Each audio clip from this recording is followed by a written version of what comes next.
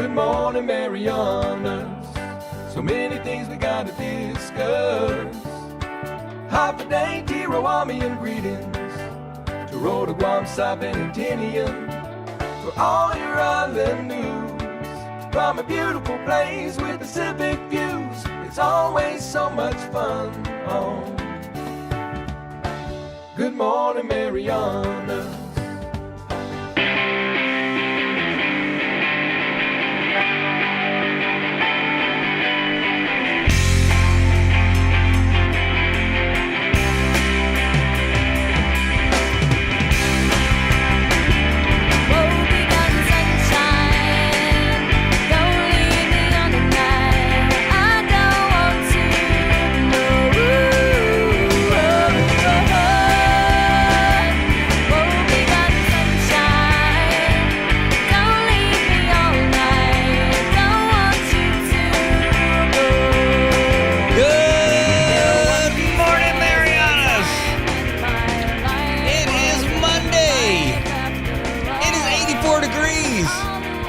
But we are on fire. Good morning, everybody. Thanks for tuning in. It is your Monday morning, and it is your CNMI's home for the only all-digital morning show in the Marianas. And we're happy to be here. Not as happy as these singers, apparently. Listen to them rip. Oh, my gosh, I'm feeling it today. That's right. Don't worry about getting up early at 4 o'clock. I'll do that for you. You guys just get in, drag your feet, go to work, do those jobs that you love or don't to go make some money. Take care of you, take care of your family, do all that fun stuff. Holy cow, even Tobot has got a full-time job this week. What is going on? Cats are raining, dogs are raining. It's all over the place. I can't remember what I was going to. It's like the whole Ghostbusters thing was hilarious. Anyway, good morning, everybody. Thanks for tuning in. It is Monday morning, and it is 7:10 a.m. right now here in the Marianas. 84 degrees up at the airport. Humidity's at 82%. It already rained a bit this morning. All of a sudden, it got loud while I was in here. I didn't know what that was all about. Oh, it was just the rain. Isolated showers throughout the day today. Partly sunny skies. The high near 89. A light wind out of the south at 9 miles per hour. Tonight, isolated showers, mostly cloudy skies with a low around 79. That winds out of the south 5 to 8 miles per hour. Not too shabby. And you know what's interesting about that is that we're going to see if we can't get the last game of the season for the Saipan Baseball League knocked out today. And there's a good reason to get that last game knocked out because it's got some playoff implications for sure. I know. And Millie's like, why are you already talking about this stuff? It's crazy. Hey, I am looking for, let me just make sure, because I think that this might be the last game for one of our guys for the Saipan Baseball League for a while. And let me just make sure. I just want to confirm it's the last game. So now we just had the Natives and the White Sox playing on Friday, right? And I think the last game to go is Padres-Royals. And that should be today, if the weather holds out. Now, I'm not sure if they were able to finish everything out on Friday.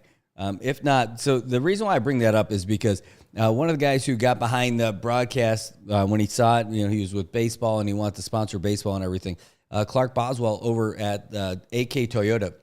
He plays for the White Sox, but that's going to change quite a bit because he's moving to Guam now, because he's just been appointed to lead as the general manager and vice president of AK Guam and Saipan. So a big promotion just kicked in last week. Now he was, a heavy over here, but now he's going to Guam. And so he's part of the AK family. That AK's been around like 110 years. This is their 110th year in business. That's pretty impressive, by the way. Atkins Kroll all over the place. But the good news is we get to get Tracy Guerrero back. Tracy Guerrero, she's going to be the GM for the dealership. I got to meet her a long time ago, but she was working over at Triple J as the controller, and then she moved over to Guam, and now she's moving back over here to oversee one of the businesses. So a lot of things happening in that world of AK for sure, but seeing one of our baseball players, Clark Boswell, pitcher and third baseman, making his way over to Guam because getting promoted for his real job. So I got the benefit. I had the pleasure of golfing with him in the NMC tournament in the second day of it, and had a great time. Got to know him a little bit, and it certainly was a pleasure. Hey, good morning, everybody. Toba, good to see you. And Luisa Piling, good to see all you guys this morning for sure. I know that you've got some folks over there on the YouTubes as well, and I know there's somebody. There's got to be some folks over there in the world of the Good Morning Marianas page. So I'll go check you guys out right now. I'll go find you. But that's something for you guys to know, by the way. That if you're over there on the Gloria is there. Hold on, let me turn that volume down. Gloria, good to see you over there. The thing is, on Good Morning Marianas, we are primarily broadcasting on the NMI News Service page. We also cross-post over there on the Good Morning Marianas page, so that's cool. That's the show specifically, but we only excuse me. It's a whole thing in progress and all that. Like when we first started this show a couple of years ago, we started on Good Morning Marianas, and then I'm like, what if we cross-post it over to the NMI News Service page and do them both? And then I started seeing more people were watching on NMI News Service than were watching on the Good Morning Marianas page. So now I primarily go here on NMI News Service. It also broadcasts on the Good Morning Marianas page, but this is it. So I think there's another way to do that where we'll use the Good Morning Marianas page just to kind of maybe promote like who's coming up next and all that stuff. But really, the NMI News Service is the page for you. And if you haven't already, please give us a like and a follow over here at the NMI News Service page. There's two things we're asking for you to do. Make sure that you are a follower for our page, the NMI News Service, because we're creeping up toward 5,000. That's when all the fun starts, once we hit 5,000. The other one is, if you're not watching it already or haven't seen it over on our YouTube channel, it's NMI News 670. So we're broadcasting live over there right now. If you can subscribe to that one, that would be great. All right, good morning. Good morning, Gloria. Good to see you. Oh, man, you know what? I say good to see you, but I don't actually see you. I'm just seeing you in the section for the comments on the Good Morning Marianas page. I guess I'll take it if that's all I can get. I need to see you in person. I need to get a big hug and a kiss from you. You know, just this counts. I know this counts, but I'll take it. I'll take it. Maybe we'll meet up at the shack sometime this week and hang out a little bit. Oh, my God. Look at that. Tobak Castro. Like the saying goes, started from Taladza, now we spear. Dude, I love that. Is that it? Is that you original? Because I love that, dude. Like, I'd love to use that, but like I don't want to steal someone else's. But that's brilliant, dude. Started from Taladza, now we spear. That is great stuff. Well, hey, like we were saying, so congratulations, Clark Boswell, and to Tracy Guerrero. Clark, we're going to miss you over here in Saipan. We'll miss you over here on the baseball side, especially because I thought for sure you'd be playing Masters League baseball, and got me interested. Like maybe I was going to get out there and play some Masters League ball. But we'll see what happens. And Tracy's coming back, though. That's the good news for us. Tracy Guerrero making her way back to the Marianas. So well done. That is really fantastic. It's really cool when we've got people from the Marianas who go off and do great things. And when they do, they're just getting more experience and everything so that when they come back, they're able to run everything over here quite a bit better. Absolutely love it. We're fortunate for it. It is a big win for the CNMI when this kind of stuff happens. So way to go, TG, and welcome back. Very cool. Very cool for the CNMI. So hooray. I mean, that's the short story, is just plain hooray. Well done. All right. So today is Monday here in the mainland. Of course, it's just a plain old Sunday. Now, the Associated Press, normally we would give you the update at the top of every hour, but they only give us one per day on Saturday and Sunday, today being their Sunday.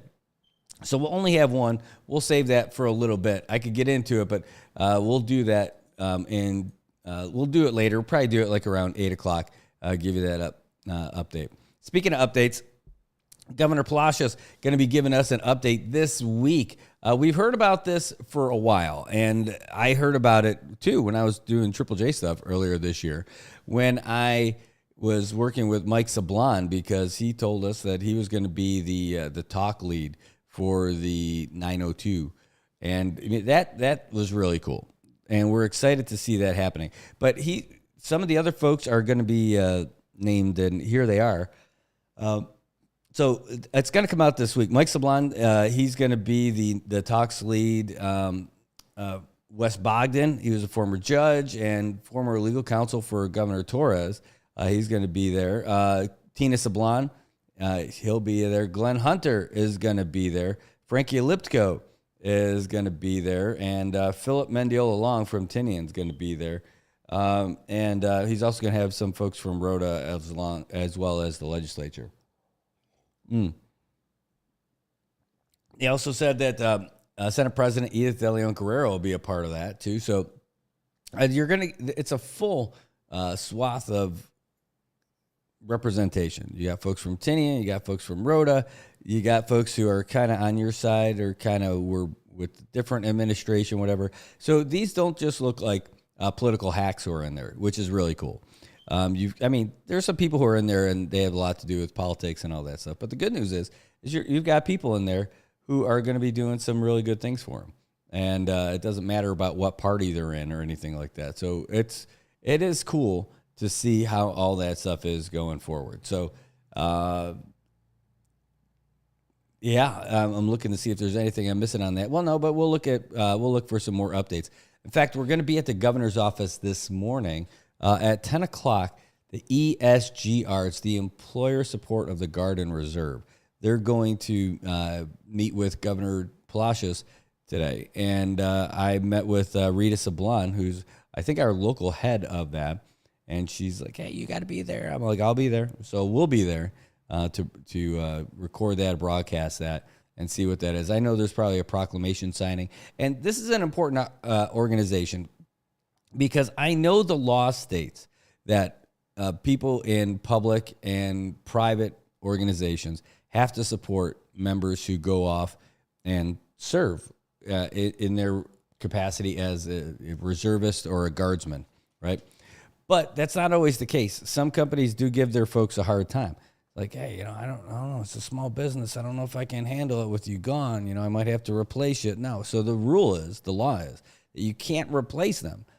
You can have someone temporarily fill that job while they're gone, but when they come back, their job's still there. Just because you serve the country in the Guard or Reserve doesn't mean that you can lose your job. It means because you're serving and you're going off, your employer has to hold your job. Now, there are some other rules in there.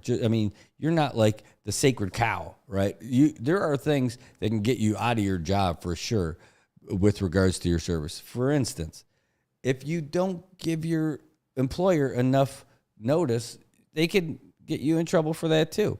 Because you can't just say, hey, today's Friday. By the way, I'm leaving tomorrow for my drill weekend, even if you were scheduled all weekend. No, you got to give your employer time because your unit gives you advanced knowledge of when your service is and when your annual training is. And your annual training is a bigger deal, right? So what it is when you're in the Guard or Reserve, every month, there's one weekend in that month where you have to pop on your uniform and go do stuff. Right, you go to the local reserve station, a local guard station, and you do your thing.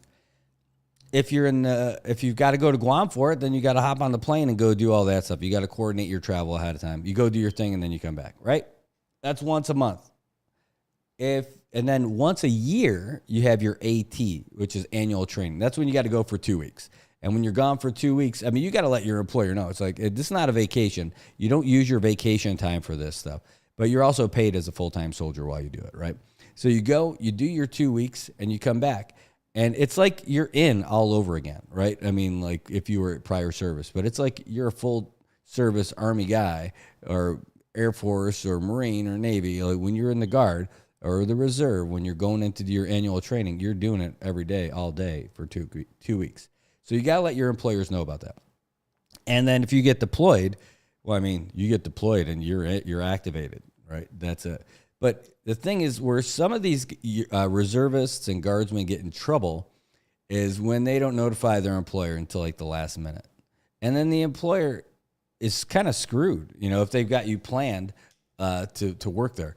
And that is not a lack of being patriotic by having a hard time and talking to them. Thing is, if you hire someone who's in the Guard or Reserve, that's awesome, right? That is awesome that you got somebody who's a champ already, someone who's volunteering to serve for the country. But not everybody who serves is great and does the right stuff. And if they are not doing the right stuff by you as their employer, well, I mean, you have a course to do it.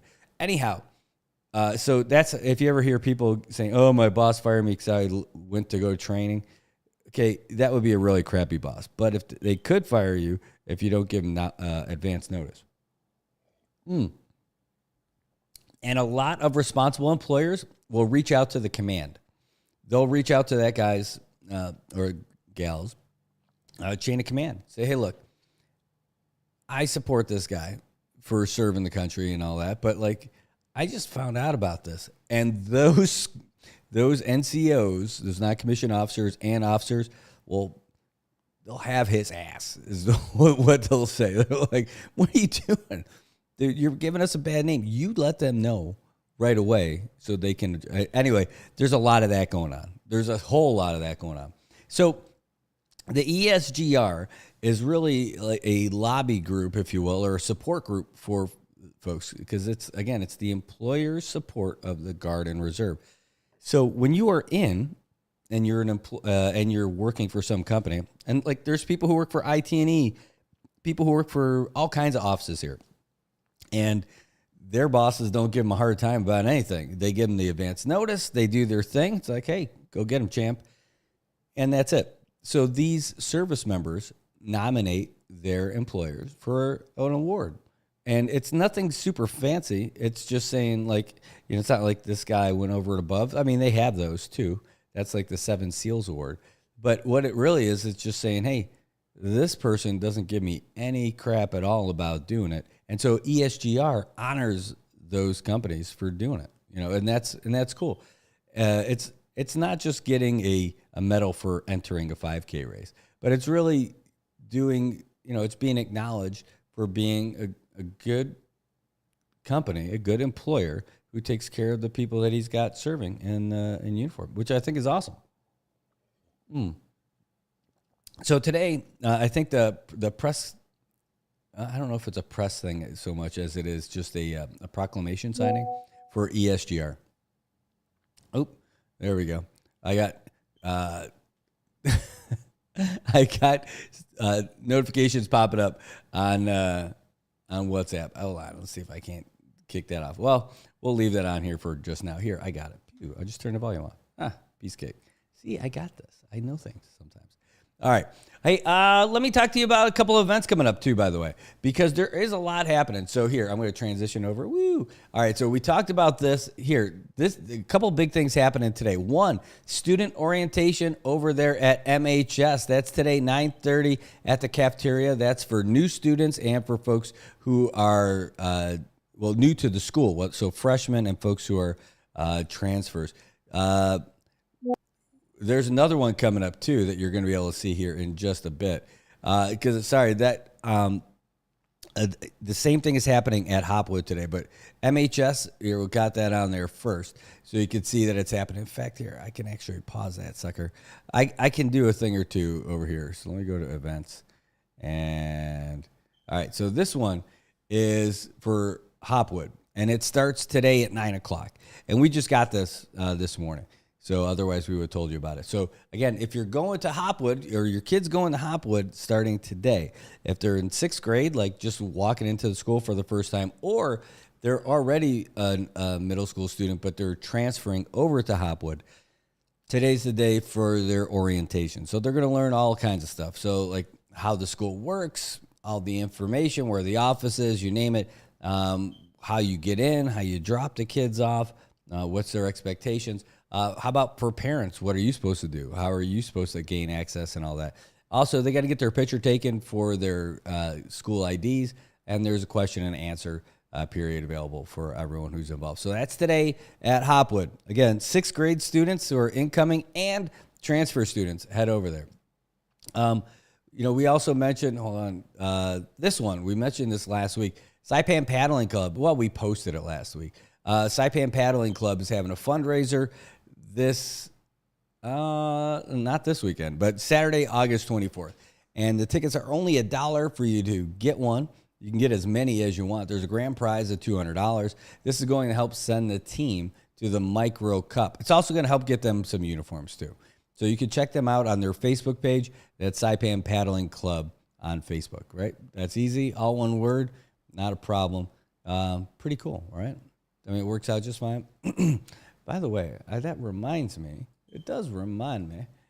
Did I actually do that one? Let me see. Ads, news, audio, news service, radio ads. SBC1. There we go. I'll put that over here. I could play that later on the show. How about that? Yeah, I could do that. Piece of cake, right? I'll move that over here so I could play that right there. There we go. All right. So that is what's happening for our events. I just wanted to make sure that you guys had the events so you know what's happening out here, and we'll keep that stuff going. The raffle fundraiser for the Saipan Paddling Club, but the big deal being the student orientation at the school. So for MHS, that's today at 9:30, and that's for all freshmen and all incoming students. Here, let me go back and hold that a little bit. There we go. So that's for all freshman students going to MHS. Today is your orientation, 9:30 at the cafeteria. That's also for all student transfers. So if you've been in a different high school and you're going to MHS for the first time, go today at 9:30 for your student orientation. You're going to get your ID card photo taken. You're going to get your class schedule, and you're going to get all kinds of info about the school. So big day. My kids went to school last week. They started already, and that could be you. It's probably going to be you. So get ready. That's how it's happening. Hey, good morning, Eric. Thanks for tuning in. Good to see you. Oh, hold on. Let me open up this one again. Hold on. Let me change that around a little bit for you. All right, cool. All right. There we go. All right. So now you know. Now you got it. You got everything I think you need to know, at least on the event side of what's happening out here. So thanks. Go ahead and let folks know what's going on. If you know, if you've got parents who are dropping off their kids, maybe you got to drop off your kids. Now you know. All right, so we talked about this. All right, so here's another one that came out. I was a little perplexed by this message that came out from Homeland Security and Emergency Management, because last week, while we were doing the game on Thursday night, Japan got rocked by a massive earthquake, right? 7.1. That's pretty heavy. It is. It's pretty massive. Well, then over the weekend, they put out something about our local Homeland Security and Emergency Management put something out about people staying vigilant about tsunamis and all this other stuff. I was like, yeah, dude, that was Thursday. What's the deal? Why are you getting all weird about it? So here's the reason. It's because Japan has put out a warning about a potential mega quake. Yeah. So they've never done it before. It's not anything anyone's had before. So it's Japan's meteorological agency issued its first ever mega quake advisory. They're saying basically that 7.1 might not be the end of it. That might not be the big thing. That might just be one of the things coming our way.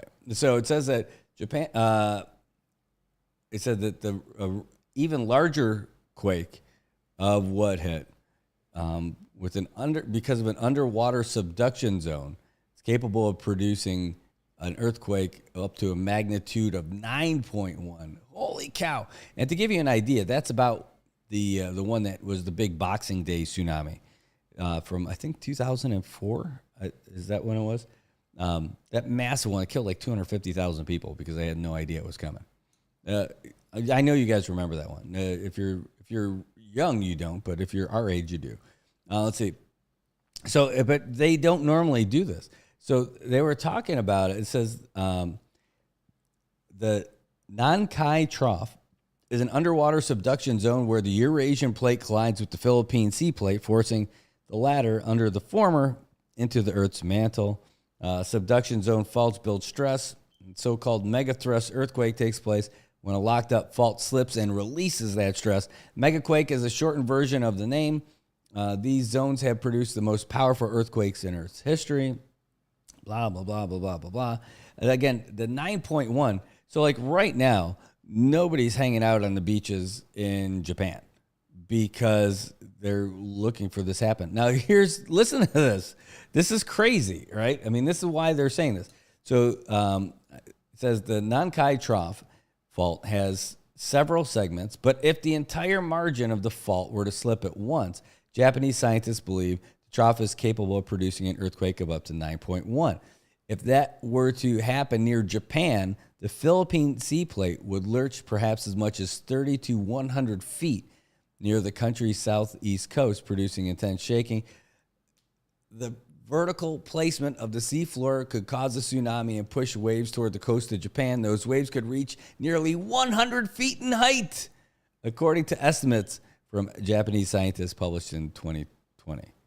Come on. Come on.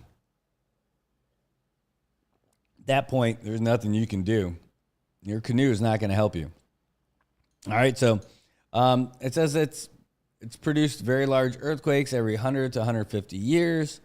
And in 2022, they said there was a 70 to 80% chance of this thrust in the next 30 years. So they're just saying that it's around now. And so they think that 7.1, which was pretty devastating, might not be the end of it. In fact, there was that one that happened in 2011. Remember, you've seen all those videos, March 11th, right? We have September 11th, they have March 11th, and that was in 2011. And they said that it was an area of the seafloor roughly the size of Connecticut lurched all at once, and that's what made that 9.1 that happened then.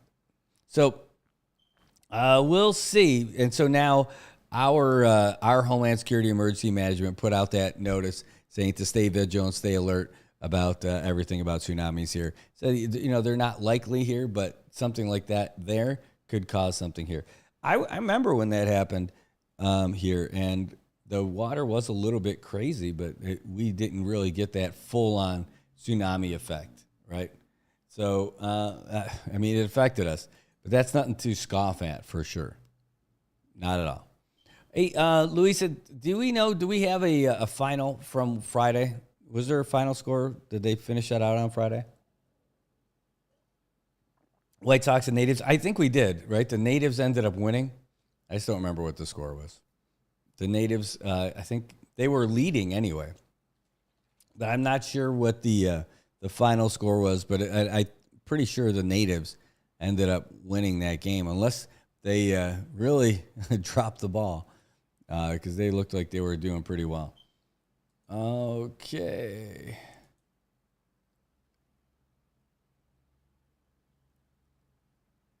I'm looking at this message that just came. So I've got somebody who sends me messages all the time. It's all pro. We'll get back to that. I'll talk about that another time. When I really want to get into it. Today, I'm not in that mood to get into that one. But anyway, Luisa, just looking for that. If you remember it, let me know, and I'll update all that stuff. All right, so let's get down to some more of our regular things. We talked about this again last week because on Wednesday, Saipan Chamber of Commerce had their general membership meeting. It's the first Wednesday of every month. It's at a different place every month, but it's always the first Wednesday of the month. Unless it's a month where we've got the year-end gala. Like, that's when things change a little bit. Well, anyway, the Saipan Chamber of Commerce awarded 5 people with scholarships. And that's all from the golf tournament. And not mostly from the golf tournament. The golf tournament, the Saipan Chamber of Commerce golf tournament, is the big fundraiser for the scholarship program. So that's what that's all about. And here's the 5 that got it. Rain Aldan, Catherine Barroso, Aisha Mustanzar, Bonnie Sagana, and Crystal Seidler. And it was really wonderful to have them as the recipients. Everybody makes a case when you apply why it should be you, and those are the 5 that end up getting it. Aldan, she ended up getting the Pellegrino Vocational Award. That's given to the CNMI resident enrolled in attending in a local vocational institution with the intent of joining our local workforce. That's pretty cool. Aldan is a culinary arts student over there at NM Tech, so for baking and pastry. Pretty awesome. The other 4 are all at NMC. Barroso, Mustanzar, Sagana, and Seidler, they received the education scholarship for Saipan and Tinian Rota students enrolled at NMC. So they had to submit 2 signed letters of recommendation and an essay. They all had to demonstrate their academic excellence, extracurricular success, and leadership force, which the Chamber defined as an expression of moral force, of character, strong instincts to lead, and of interest in one's fellow beings, as well as desire to nurture fellowship. Really cool stuff. Hats off to Mercelin Pellick. She's the Education Workforce Committee Chair for the Chamber, and she is just great. She does a great job for the Chamber, but she does a lot for the community. She used to be the executive director for the Chamber, I think, a long time ago. Not too long ago, but she still has an active interest in it and doing great things for it. So it's great to see her do so. Oh, no problem. Nice, thanks. So 8-4. So the Natives did end up beating the White Sox for the season finale. How about that? Well, for them anyway. So the Natives end up getting a win. So they did not go quietly into that good night. I was watching them take the lead and I think it was 6-2 the last I saw. But Natives end up winning 8-4. And there we go. To make sure that they don't go winless on the season. There was only one team that ended up going winless, and that is the Blue Sharks. So hold on. Natives 1-9 on this season. They scored 48 runs and allowed 112. White Sox going 2-8 on the season, scoring 68 runs and allowing 124. All right, so let me gray those 2 out because there's only 2 teams left that have to play a game before the playoffs, that is. All right, that's the Royals and Padres. So let's tell you how that's shaking out. Boy, that'll be fun. So after tonight's game, we should know how the playoffs go. Because there's a tiebreaker right now. So here's the teams that are in the playoffs right now. You've got the Falcons, the Bandits, Padres, Cardinals, Sandlot, Braves, and Blue Jays. That one's pretty easy. You've got Falcons are 9-1, Bandits are 8-2, Padres at 7-2, Cardinals at 7-3. Then you've got Sandlot, Braves, Blue Jays all tied at 6-4, right? But the Royals are at 5-4. So they're just on the outside of the playoff picture looking in. They play the Padres tonight. Now, here's what happens. The Padres wins, that's it. It's over. Done. Padres will be 8-2, and then the Royals will be 5-5. Not enough. But if the Royals win, interesting enough, Padres will end up falling to 7-3.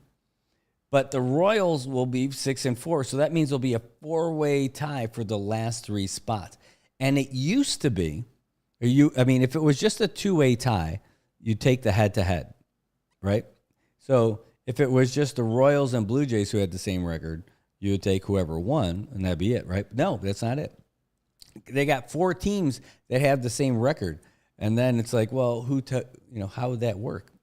So they're taking the team that has allowed the least runs on the season. So the game hasn't been played yet. So the Royals, if they end up winning and they allow less than 6 runs, then the Sandlot would be out of the playoffs. Sandlot, strong team, right? Check this out. Sandlot, they are 6-4. They've scored they scored 90 runs, but they've allowed 79. That's the most of these 6-4 teams. The Braves are 6-4. They've scored 70, but they've allowed 64 runs. And the Blue Jays are also 6-4. They've scored 71 and allowed just 59. Right? So the Royals are dead even. They're 5-4 with 1 game left. They've scored 72 and allowed 72. So they would have to win and allow. I mean, they would have to win and allow less than 6 runs to make it in because everyone else would have less. If they allow 7 runs, so they would have the same runs scored against as Sandlot, then I don't know what it goes to. But that is what Kyle Hookug is going to calculate.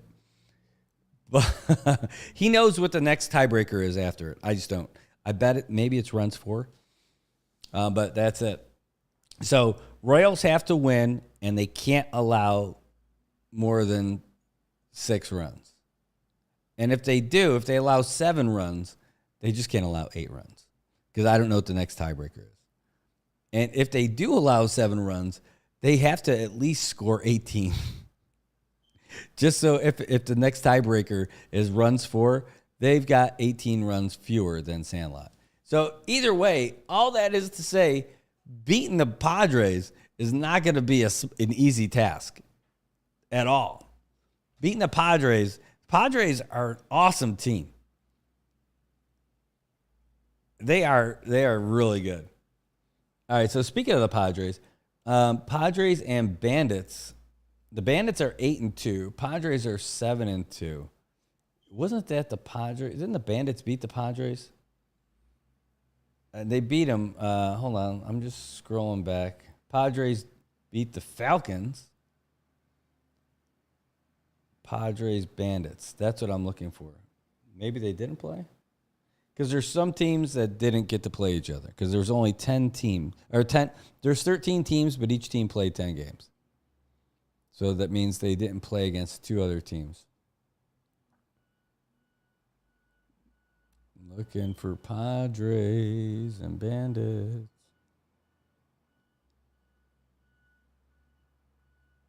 Padres Natives. Padres D-Niners.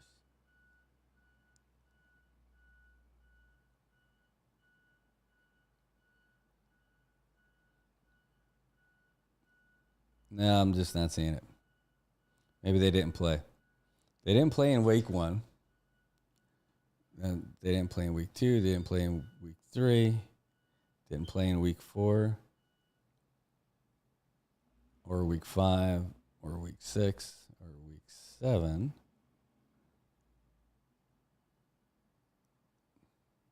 Or week 8. Oh. No, the Bandits did beat the Padres in week 9. So if the Padres win, they'll still be in 3rd place no matter what because they'll lose head-to-head against the Bandits. So they're not going to jump up. And that's it. So pretty much the standings are all the same. It just depends on what happens with the Royals and Padres tonight. If the Padres lose, they drop to 7-3.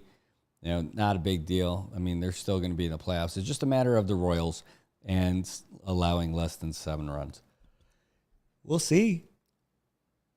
We shall see. I am looking forward to it. It should be good as long as it stays dry out there tonight because it was not exactly dry out there this morning with that rain that came down. So, hey, it happens. Not a big deal. That's just it. Closing ceremony for the Olympics happening this morning. It might be happening as we speak, actually. Oh, let's find out. It's supposed to be today. I just don't know exactly what time it was, but I know I was getting the play-by-play as it was happening. Let's see if it's actually underway right now. Closing ceremony. Wait. Yep, it's happening right now. The closing ceremony for the Olympics is over, or it's ongoing. So here's how the Olympic medals finished. U.S. and China both tied at 40 golds, but the U.S. had the most medals overall with 126, followed by China at 91. So China and U.S. both got 40 golds. U.S. got 44 silver. China got 27. The U.S. got 42 bronze, and China got 24. So 126.91. Japan, 20 gold medals and 12 silver, 13 bronze. Australia, 18 golds, 19 silver, 16 bronze.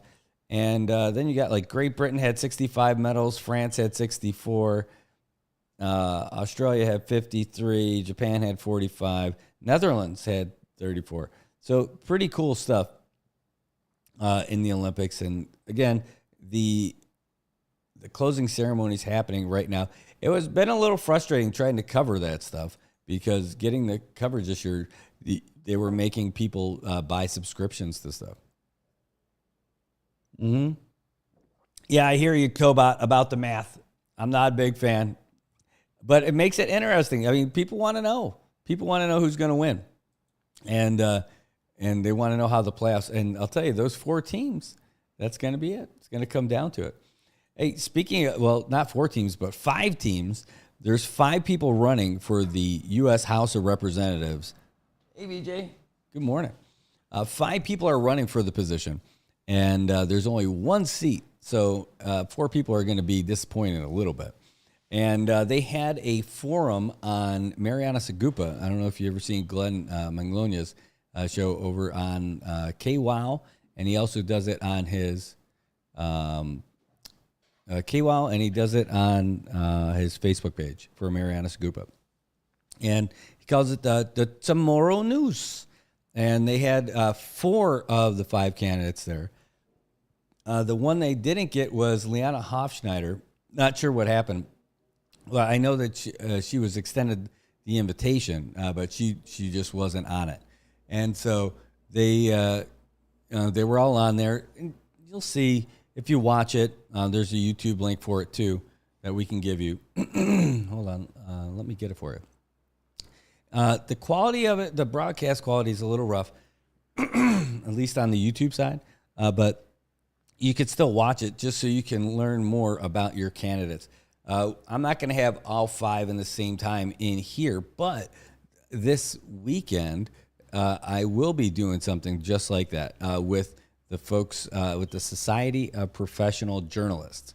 We've got folks from KSPN, from Marianas Variety, from Saipan Tribune, from us, and from KUAM, all working together to do a forum this Saturday. We're going to do it at KSPN's headquarters over there on Capitol Hill. We're going to use that as the venue.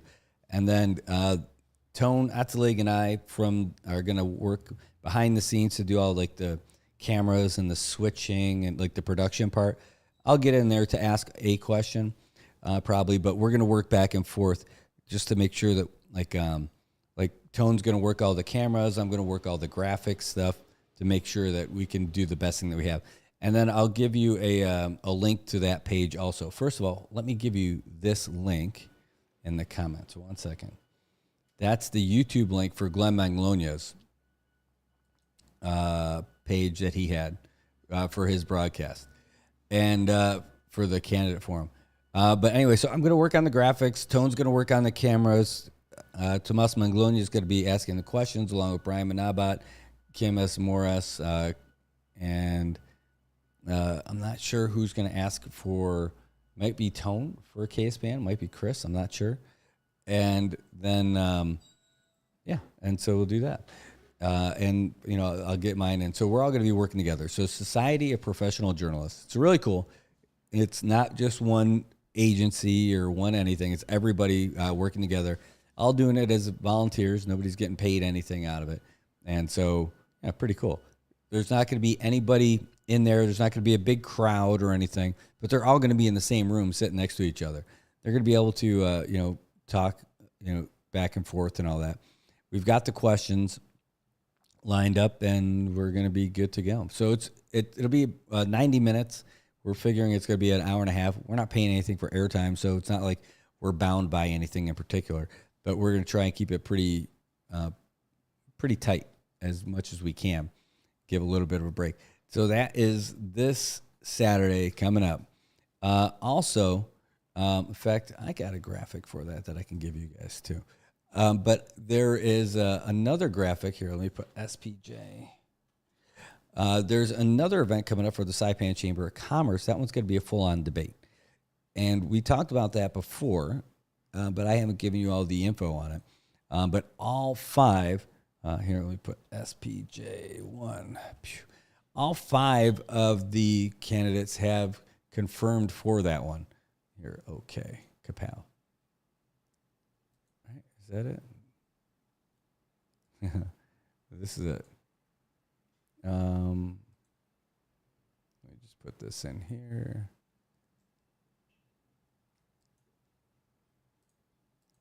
Okay. Below it.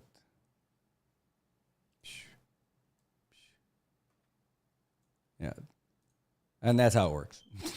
So that's it. So that's what's happening this Saturday with SPJ. So just find us. We'll give you the address. I'm not sure. I didn't set up the page, but I just became a member of the page. So sweet. So I didn't set up the page, but now I'm part of it for this. So if it doesn't already have that personalized address on it, I'll fix that for them. So it'll be pretty neat. But check it out. It's going to be interesting. Again, all 5 have confirmed that they're going to be on it this weekend. We'll have really good audio and really good video, hopefully some fancy graphics. We'll see. That'll be one of my little projects to work on this week. And then it's go time. So I think it's going to be really neat. It's the next one after this with the chamber is going to be the one with the big audience where they're selling tickets for it and everything. It'll be a good show. You're going to want to be there for it because, it's like the difference between singing karaoke at home or singing karaoke when you're out or singing with a band. When you got a debate with a big crowd full of people, that's like singing with a band in front of a big crowd. There's a different energy that you can feed off of. And so all these will be good for information for sure. But if you want the one that's going to be like, whoa, you're going to want to be there for the chamber event. That'll be over at the multipurpose. You're going to want to buy tickets to get in there. Like that's going to be something. Watching how they feed off each other and answer each other back and all that stuff. And then with the crowd, I'm telling you, that's the one. Like this weekend's going to be great. Again, there won't be any real there's no energy like that's feed off of. So they won't necessarily soapbox, but they're going to be able to check each other on facts and all that stuff. So each one of these is going to be great. This one this weekend is going to be, you're going to be able to hear some really good talking points without all the distractions, And then the other one's going to be like, Jerry. It'll be good. All right.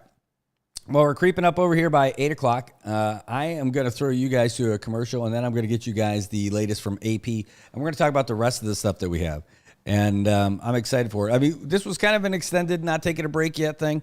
But that's okay. We'll talk about it when we come back. Anyway, let's see. I've seen a couple of these challenges that were going out by folks about like fitness stuff and all that stuff. And all I've been doing is trying to fitness into my mouth with all the different tasty things that I've been eating lately. So I think I might have to challenge myself a little bit this year. And that's an understatement. It's totally an understatement. And, the question is, where do you start? Where is day one with doing all this? And, the real answer is you don't have to figure out all this stuff on your own. We have so many qualified, certified trainers in the CNMI that have gone to school for this stuff. They've studied this stuff and they do it all the time. And they could give you the step-by-step of how you can get yourself back in shape or just start to improve your overall health through eating right and doing some exercises. And one of the places you can go to is in the heart of Chalon-Canoa. It's right down the street from us. Right in front of the Aquarius Beach Tower is Laddie Built 24-Hour Fitness. Go down there and check them out. They've got certified fitness trainers. They can get your nutrition squared away. They can get you. The hardest part is step one, is getting in the door. But then after that, what do? They can map that all out for you, take all the guesswork out for you, and get you started. You're going to feel great about yourself, guaranteed. And I'd love to hear about it if you end up doing it. And, if you go in there, they'll show you the whole place. They'll give you the tour, and they'll even let you work out. That's right. It's not even going to cost you anything. They'll let you go in there and work out to try it out. And then if you end up signing up, awesome. Either way, whether you sign up or not, tell them we sent you. Tell them you heard about it from NMI News Service. Tell them you heard about it from Good Morning Marianas. Or heck, just tell them Brad sent me. Right? Let them know that you heard about it from us. But, it doesn't cost you anything. Go down there and check it out. You can't you can't be disappointed. It's a great facility, but I could tell you about it all day, but I think you need to see it for yourself.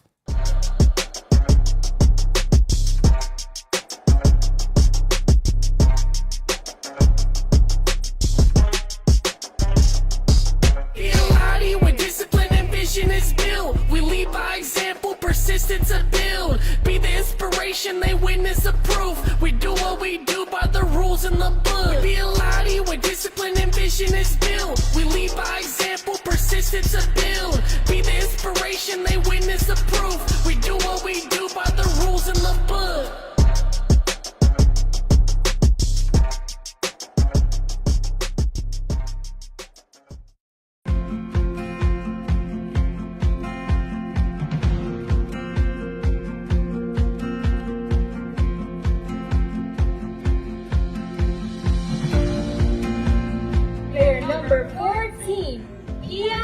It's a great day to be up 3-0. I'll tell you that. Probably is not great to be down. I'm Brad Rosala, and I'm the owner for Commonwealth Communications. And I am Jojo Alipuzu. I am the owner of Island Image and Motion.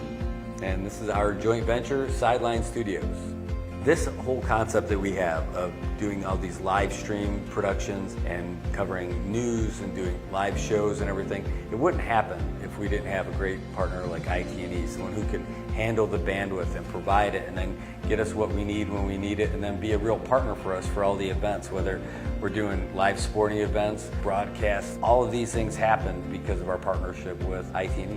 With IT&E providing us with the fiber and point-to-point and even the MBRs, it's just a great piece of equipment to use when we're broadcasting our sports, our events, our performances, especially our cultural performances. And it's just great to share our culture here in the Marianas with the world. And IT&E has been there from the get-go. The thing I like best about working with IT&E is how willing they are to come out and find a solution. Even for Liberation Day, we thought we had a pretty good solution for our live stream setup, and it turns out that we did not have the right setup that we thought we needed. That day, just before the parade, reached out to Paul and said, here's our situation. What do you think? He's like, we're gonna figure this out.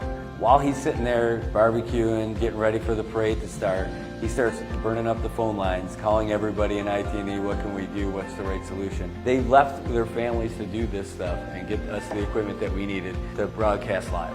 That's over and above. That's on a holiday. That's when he was out there spending time with his family. That's why IT&E is just the best, just really in touch with the people and the community. I recommend IT&E to everybody. Tell them the options are there, and you could choose whoever you want and then figure out what you think is the best. But when you're ready, when you're tired of having your calls disconnected or not having service, then you reach out to the guys from IT&E.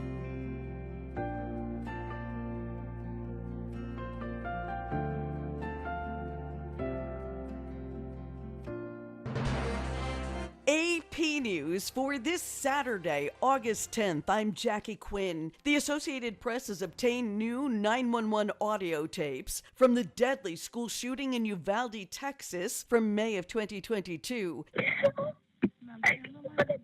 This 10-year-old Chloe Torres, who survived, begs a 911 operator for help. My teacher is dead. While another child is heard crying in fear. The gunman's uncle also called police begging to be connected. He's my nephew, man. He's the shooter. Armando Ramos thought he might prevent the killings of 19 students and 2 teachers that day. The Associated Press and other news organizations had to sue for the release of this new material. In the Northeast, the remains of former Hurricane Debbie have blown out to sea, but the flooding continues. Westfield, Pennsylvania resident Cindy Pierce. We lost everything down back, swimming pool, kids, swing set, but our house is safe. The storm also leaving a trail of destruction in south central New York. Officials say the death toll is at least 9. In Gaza, Palestinian health authorities say an Israeli airstrike has killed at least 80 people in a shelter. Here's our Lawrence Brooks. It's one of the deadliest strikes in the 10-month-old war between Israel and Hamas. Now, concrete chunks and twisted metal lay atop a blood-soaked floor along with clothing, toppled furniture, and other debris. At the Olympics, American gymnast Jordan Childs could lose her bronze medal in the floor exercise. The Court of Arbitration for Sport determined the U.S. fight to increase her score came too late. The U.S. women's soccer team has won its 5th Olympic gold, beating Brazil. This is AP News. The ancient art of church bell ringing. I'm Walter Ratliff with the Religion Minute. High above a tiny village in Spain's Catalonia region, Javier Payas plants his feet on the belfry floor, grips the rope, and with one tug fills the lush Spanish valley below with the reverberating peal of a church bell. He says bells like this one have been a means of communication for centuries. Various sequences, tones, and rhythms could signal the time for rejoicing or mourning. But over the past few decades, the changing role of the church and the march of technology means that the art of bell ringing by hand is in danger of disappearing. UNESCO added manual bell ringing in Spain to its compendium of humanity's intangible cultural heritage.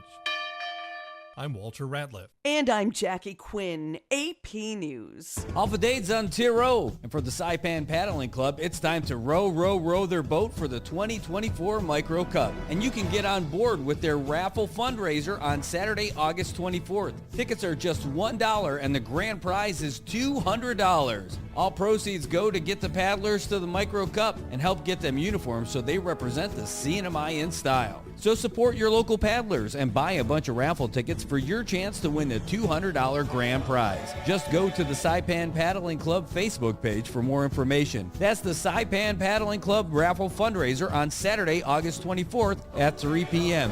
Don't be a drip. Help with their trip.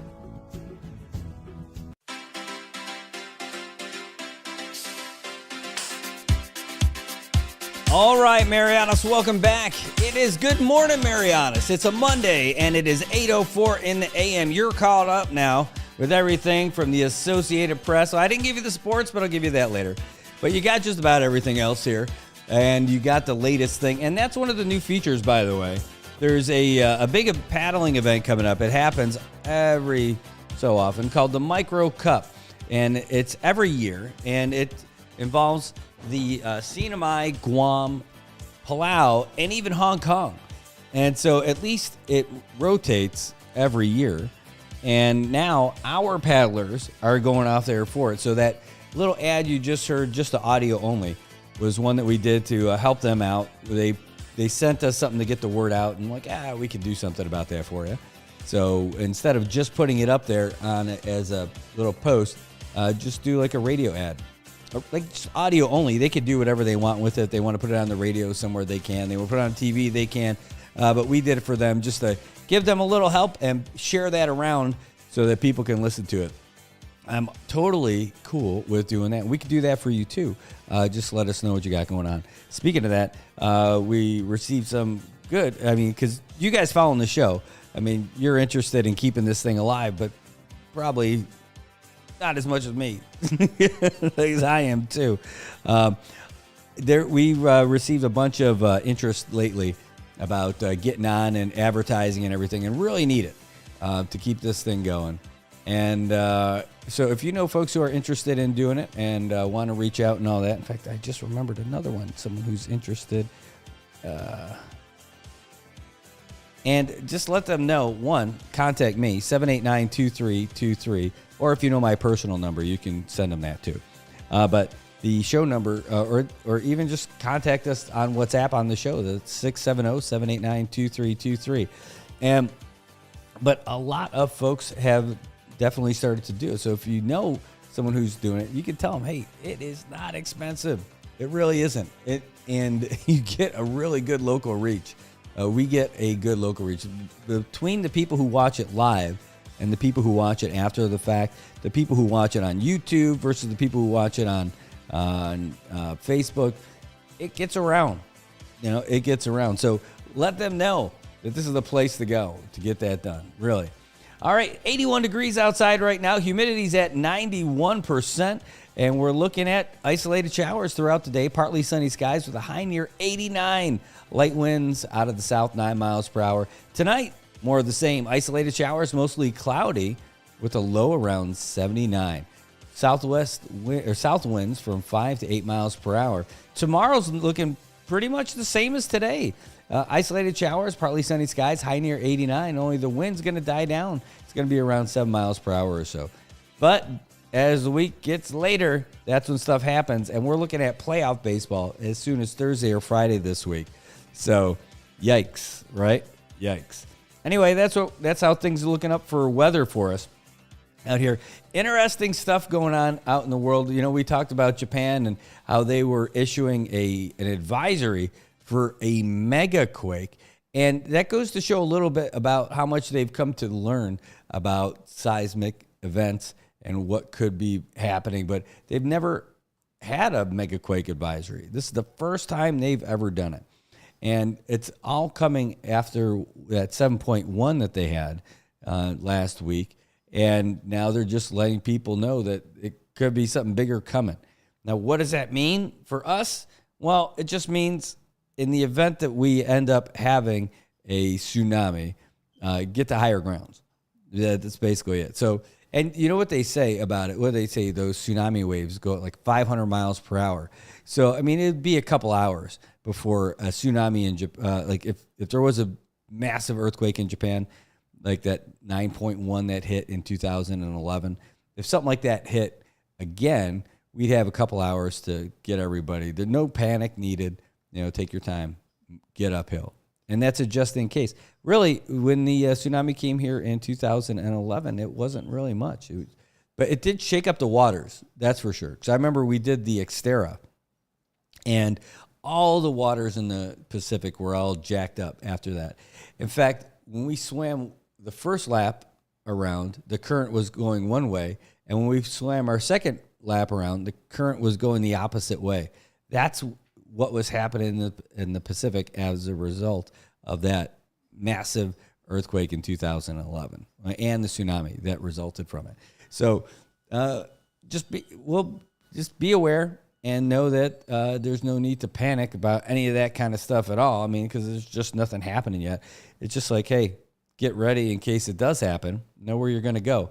The only answer is up, right? You're not going to be. It is not a good idea to take shelter at a school on the beach if there's a tsunami. Not a great spot, right? So that's where we're at with that. Anyway, we're going to continue to follow that for sure. We talked about the forum that was just held over the weekend on Marianas Sagupa with Glenn Maglonia, and I called Jim Rayfan afterwards. I'm like, how dare you? How dare you go on that show and shave and not shave for our show? How come you're going to look all professional now? He started laughing. But anyway, it was good. Again, we put the link for that. You guys want to watch it yourself, we put the link in our comment section. So if you want to go find the YouTube from it, it's there. You're not going to get to the candidates till like halfway through. You got to go. It's more than an hour into it. He had the regular show going on there first. So if you want to find out more about what his show's about, you can watch it for that first hour or so. If you want to skip past it, you can. It's about halfway in. You'll find it. It's good. We'll see it. Oh, hey, Tobot, that's awesome. Tobot said he already contacted the paddlers. He's going to put in a little donation for them. That's super cool, dude. That is really cool. And what a cool prize, too. I mean, so cash in, cash out. They're just trying to get some uniforms and help with their trip. I don't know how much they're going to win or how much you're going to raise from that raffle, but really for something like that, every little bit helps. And, you know, like with any team, you got some people on the team who are it's easier for them to pay for it, and it's a little harder for someone else to pay for it. You know, so those funds are probably going to go to people who need it the most on that team. I don't know how it's going to work. I can't tell you that because I'm not on that team. I'm not part of the Saipan Paddling Club, but they seem to take care of folks over there. Speaking of taking care of folks, the mayor of Saipan is trying to take care of our local vendors as the Department of Public Lands is seeking public comments about possibly changing the terms of the agreement with Marianas Global for Managaha. So Managaha is an island where they have it's one of the biggest tourist draws that we have in the CNMI. I know you could talk all you want about the significance of it and different cultures and all that, but really, at least economically speaking, it's one of the biggest tourist draws for the CNMI. And the Department of Public Lands is trying to get as much money as they can by having a good facilitator for that and somewhat a good caretaker. So for years and years and years, it was Tassi Tours, and now it's this Marianas Global, a company that nobody really knows, but it's been around for at least it's been around for this, and we've seen what they've done with it a little bit. And in fact, the governor's office is going to find out if they got the right people out there too. But some of the rules that they have, the local water sport operators are, saying, hey, if they enforce these rules, we're going to go out of business, because that's how we get our stuff. We're not picking up tourists on the beach anymore over at Hyatt, because there's one, no tourists, two, no beach. And then you could go out in front of Crown, okay, but then you're going to have to go all the way down to PIC. That doesn't happen that much. You're going to have to go all the way down to World, maybe, but that's it, right? So anyway, they provide a lot of services to the folks over there in Managaha. I get that. There's a whole lot about it. They just had a hearing at the legislature, but there's going to be there's public comments, I think, that are all the way up. Is it today or is it the 14th? Let me see if they put it in that story. But that was a big piece of it. No, we can't get it. Anyway, when we reached out to the public lands to talk about this stuff, we wanted to get the secretary on, and she did not want to come on. Yeah, they gave us some info, and in fact, I didn't make the call, but our awesome intern made the call for us while it was happening, and it sounded like the person he was speaking with was getting the instructions from the secretary on the phone, like saying that she wasn't going to be on the phone, but say, no, just tell him this, just tell him that. So it's like, come on. What are you talking about? Like, just come on the show, talk about it. We're not going to put you in a bad spot. But the secretary's had a couple of run-ins now. This is the second one with the mayor, where the mayor is, I don't know if they had any bad blood going into it, but I know that it seems to me like the genesis of that is the whole thing about getting the coral from the quarries, right? The mayor's trying to repair the roads. The agreement with the folks who have use of the quarries is that they have to give so much to the mayor's office so that he could do the roads, but he just says he needs more. And so that was he's like, hey, we need more, and you need to do something about it. And she's like, hey, we got an agreement. That's it. That's not putting them in Happy Town. So anyway, this is another place where it looks like they're not going to agree, and we'll wait and see the public comments for this. We reported on this before, and I just don't remember off the top of my head. Let's see if I can just find it real quick. If you haven't already submitted comments to public lands, the deadline's either today or the 14th. I want to say it was the 14th though, but I don't want to tell you the 14th and it's wrong. Hold on, it's DPL public comments. Managaha. It is the 14th. It is August 14th. That's your deadline to submit comments regarding Managaha and their whole deal here. 1 second. Is that? No, that's not a very good photo. Hold on. Here, I'm going to send this to you too. I'm going to copy this and put this in the comment section for you guys so you guys can get all the info right there. Tobot. On advice of my attorney, I played the fifth. All right. So with regards to DPL, this is coming straight from them. It says written comments can be sent to Teresita Santos, DPL Secretary, P.O. Box 500 380, Saipan MP 96950, or DPL at dpl.gov.mp. Use the subject line, quote, proposed amendments to the commercial use of Managaha Island rules and regulations, unquote. So that's in there.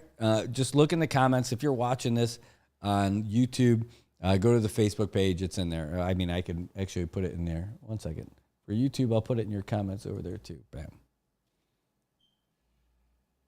Oh, is there not enough room to put all that in there?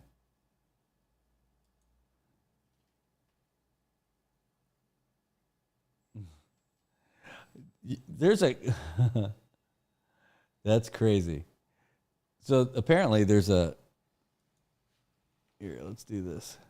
There's a character limit to the comments on YouTube.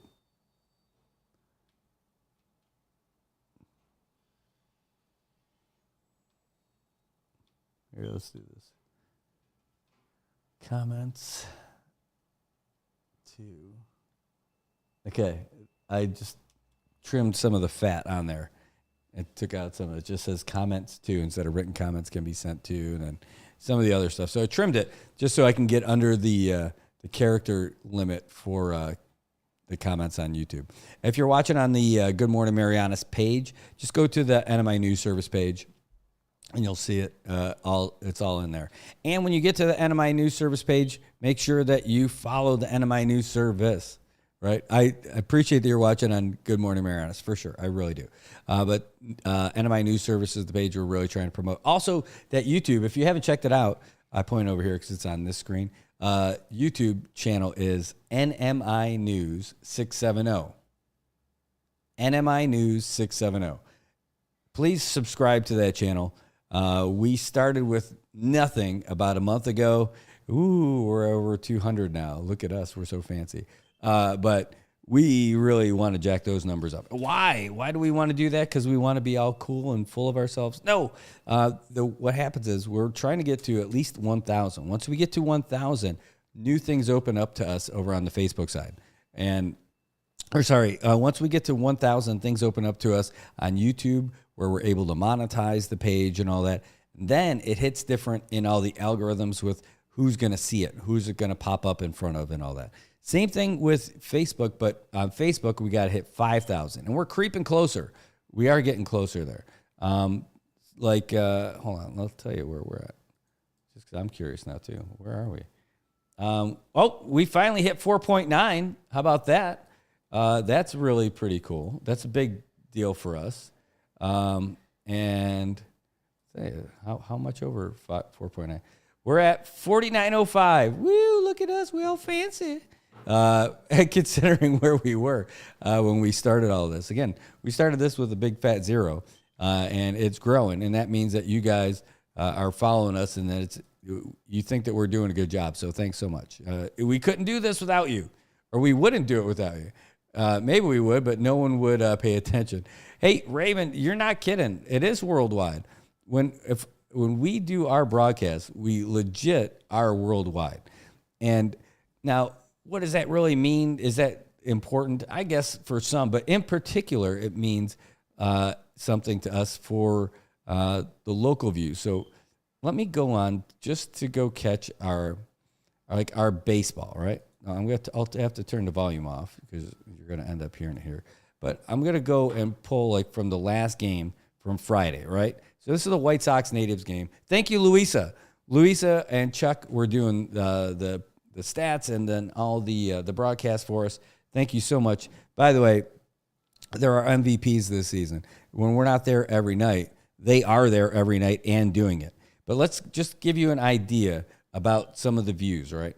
So we had over just about 2,200 views. That's 2,197 for the baseball game, right?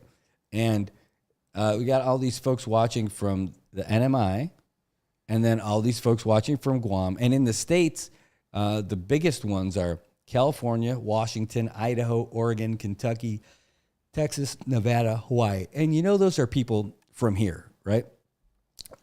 Now, worldwide, Philippines, Palau, Hong Kong, Tonga, Japan, South Korea, Malaysia. Are they all people from here? Maybe. A lot of times when we see the ones in Europe, they are, no doubt. But that is pretty awesome, right? So I'm telling you, that is really where people are watching from. So that's one of the reasons. And like, so we are getting almost like whatever in Saipan Dandan. That's right. Whatever number we get from the NMI, there's an additional 50 to 60% that are watching from Guam. That's why we're a good regional buy for folks like who have a regional grouping, like AK, right? If they want to run AK ads, they're going to be seen over there in Guam. McDonald's, you're in both places, boom, you're getting it, and you're getting that local audience that you're looking for too. Not every like Joten's a good buy for folks from here for sure because we're dealing directly to folks. And but again, the regional buys like your Subways and all that, like all those regionals are big. Oh my gosh! Speaking of regionals, did I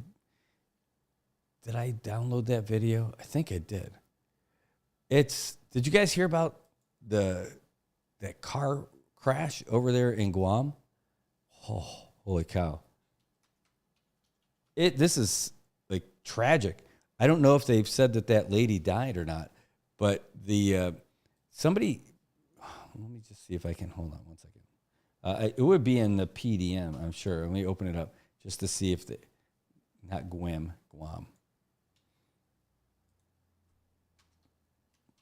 I just want to see if they've got something on it now.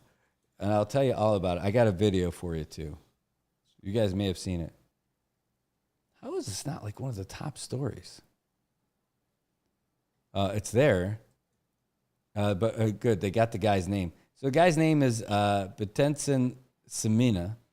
He's a 21-year-old guy. He stole a car from Triple J, and he's an employee there in Guam, not here, and crashed into the showroom at Guam Auto Spot. And it said he was driving while impaired, so he's on drugs or alcohol or something. And when you see him in the video, you could see he's definitely seemed out of it. Did they say there was somebody who was unresponsive? But did they say that she died? Yeah, and I mean, it's not an implication on the company or anything like that, right? I mean, it's not the company. Hold on, let's see. It's just this guy, right? Guy just kind of lost it or got high and stole a car when he was off duty. Just insane. Let's see. Okay, I do have the video. And let's just.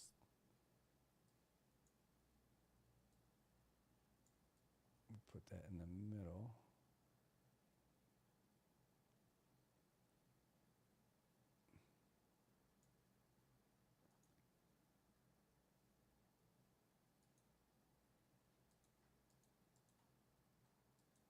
Just a second. Boom.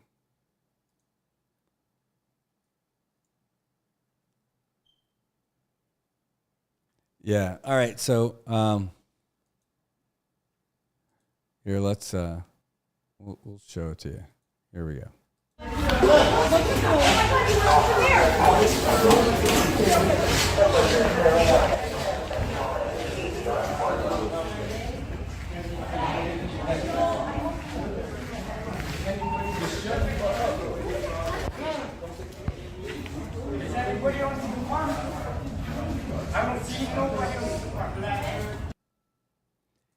Yeah, it's just sad. I mean, it's tragic.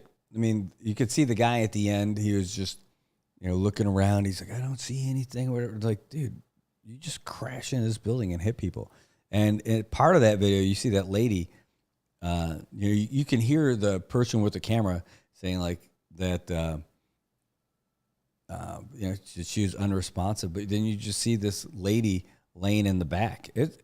Like, holy cow, it was tough to see. I didn't see it the first time I was watching until when I saw it again this morning. I had to download it over here and put it up. Yeah, he was off duty. It's not like he was on the clock, right? But I don't know what that means, but I know that he was wearing his uniform and he was at, doesn't matter. I mean, like, it's just part of the talking point, right? It has nothing to do with the company other than that just happened. It's the actions of that person, right? It has nothing to do with the company. It's just one of those extra facts to throw in, But yeah, and you think that's terrible. You guys, and I'm guessing by now you guys have heard about that plane that crashed in Brazil also. This one was something, there's all kinds of views of it. Hold on, let's see. Brazil. Here. Called B1.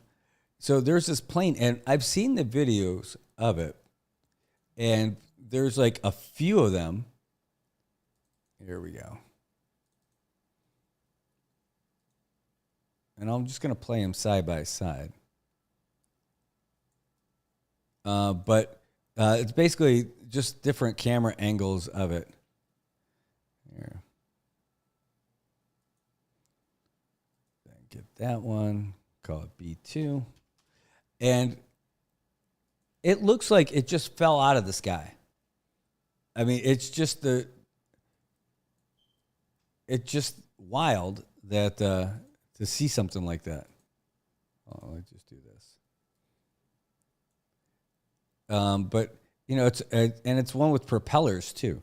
You figure they could at least kind of coast or something. Hold on, let me put that one in there, and I'm getting the third one in there. Boom.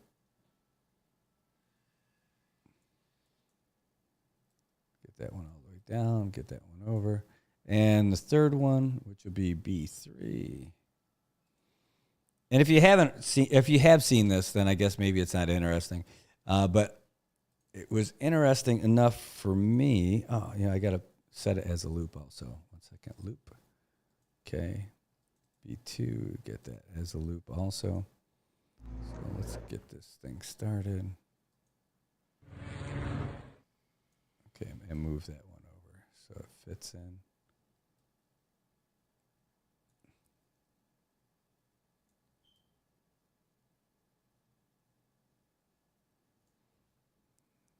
Okay, just one extra thing to do.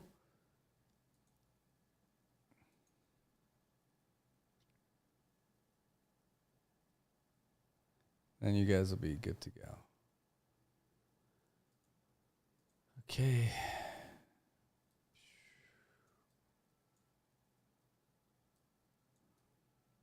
And so what ended up happening, this plane ended up crashing, and they lost everybody.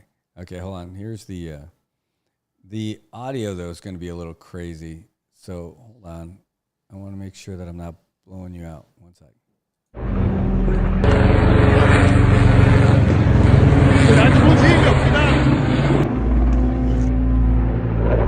Just because the sound from all three of them playing at the same time might be a bit much. But yeah, you're just seeing that plane just fell right out of the sky. If you hadn't seen this already. It's just look at that thing just falling out. And now you can hear in these clips again, because there's all three playing at the same time. I muted them so you don't have to hear all the different conversations at the same time, because it just sound like way too much. But that thing, you can hear the engines going, and you can hear that it was actually flying and going for it. But just wow. And of course, this is all video that's public, right? That's all over the place. These are all from just regular folks in Brazil who captured it with their phones. And geez, I thought for sure, like if a plane like that lost power, it would at least, you can do that glide till crashes. And not being a pilot, just wondering how something like that could have happened. Especially when you still hear the engines going. So it made me think of maybe they had a problem. They tried to pull up a little too steep, and then they lost all momentum. Then they started falling. But when you look at like the angle, which it was going, that maybe they had a chance of pulling that out. But they were like in a spiral too. I don't know if that's what they call the flat spin. Like that's the thing that happened when you had the flame outs for Top Gun, the original Top Gun. Yeah, that was a domestic flight. That's right. Yeah. Anyway. Yeah, that is an absolute tragedy for the folks in Brazil and for everyone. Of course, all hands were lost on that one. It's just tragic. All right, we're gonna take a little break. It's 8:32 or 8:33 right now here in the Marianas, and we're gonna move on a little bit. At least I'm gonna get you guys before we take we'll take a real quick commercial break. When we come back, we'll get the latest from AP Sports and let you know what's happening everywhere else in the world. My name is Kelly.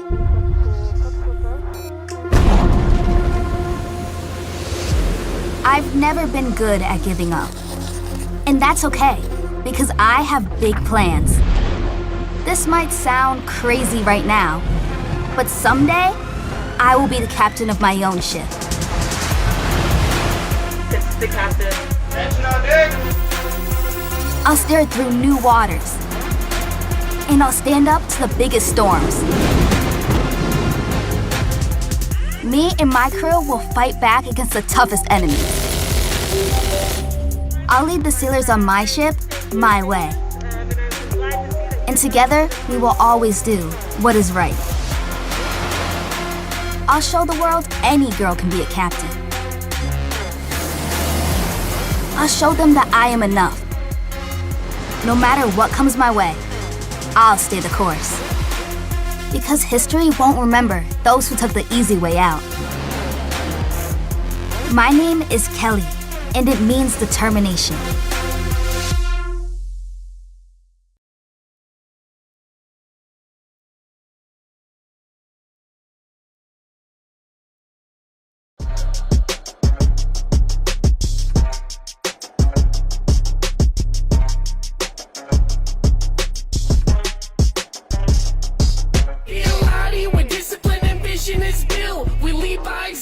Persistence of build, be the inspiration they witness approve. We do what we do by the rules in the book. We be a lottie where discipline and vision is built. We lead by example, persistence of build, be the inspiration they witness approve. We do what we do by the rules in the book.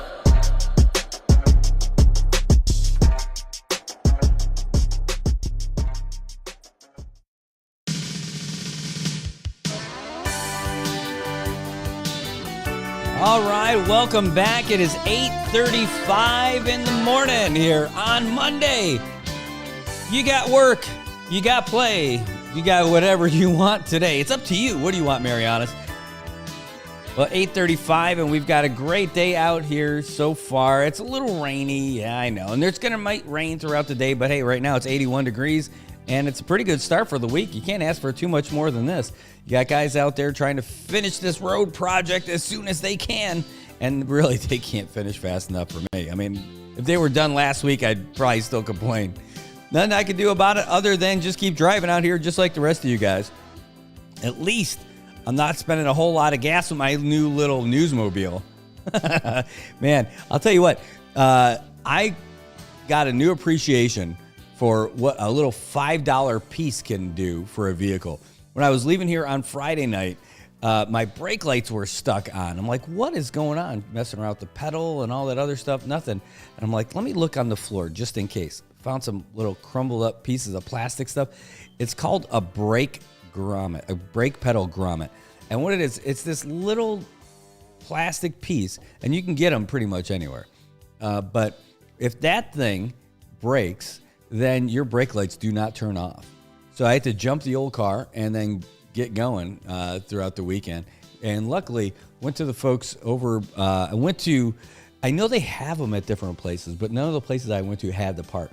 I went to CarQuest. They're like, we ordered it. They're supposed to get in next week. I'm like, what am I going to do throughout the weekend? So they didn't have it.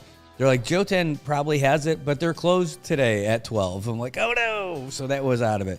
Called Napa. They said no. Oh, how could you not? Went to Diamond Auto Parts. Zaza. I'm like, what am I going to do? What would be a good fix? They're like, here, let me call a guy. They sent me over to this place over by the airport, by the intersection, by the Adios sign and everything. Abu maintenance place. They went in, they had one of those things, popped it in, $10. I'm like, wow, that was great. So it's amazing how that little $5, $10 piece of plastic can make such a big impact on your ability to drive your car, at least to keep it charged. Because I'll tell you, that drained the battery. I mean, you got it all jumped up, it's golden now. But holy cow, that is something. Anyway, in the meantime, I ended up meeting some guys who are pretty cool over there at their maintenance place, and I might end up getting some work done on they got a paint booth over there. Going to give a little paint job to that bad boy. And I got an idea for it. I was thinking painting it similar like those old VW buses where it's like white on top and then the color, whatever the color is going to be around it. And I thought that'd be pretty neat. Somebody said, well, you should paint it like the Mystery Machine, like Scooby-Doo. I'm like, oh, that would be cool. But, like those traditional style ones, like the ones that are a little less classic-y looking, I think I would do it. But this one with this big grill on it and everything, I'm like, maybe I won't do that for this one. But I do like the idea. I do like the idea of the Mystery Machine, especially for some of those Honda Activans and all that stuff. Oh, man.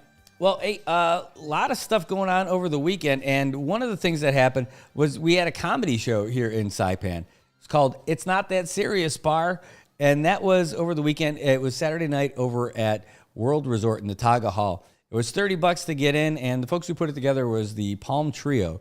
They've done a few things. Yeah, add a peace sign like a hippie event. Exactly.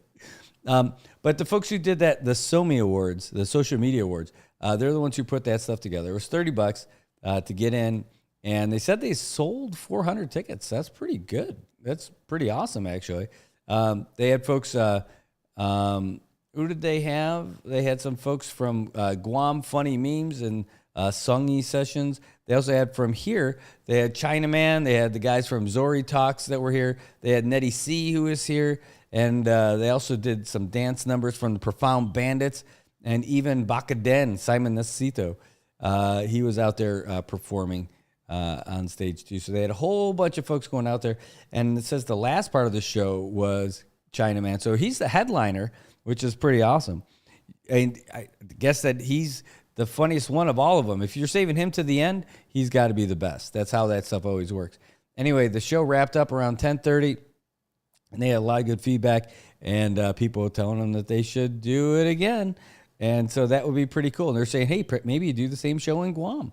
If you do it in Guam, you're definitely going to get, you're going to need some sponsors, help fly everybody from Saipan over there, meaning like the performers, and place to stay and all that other stuff. At least this time they only had to fly over a couple of guys from Guam. And if they sold 400 tickets, that's $12,000. That's great. They did well.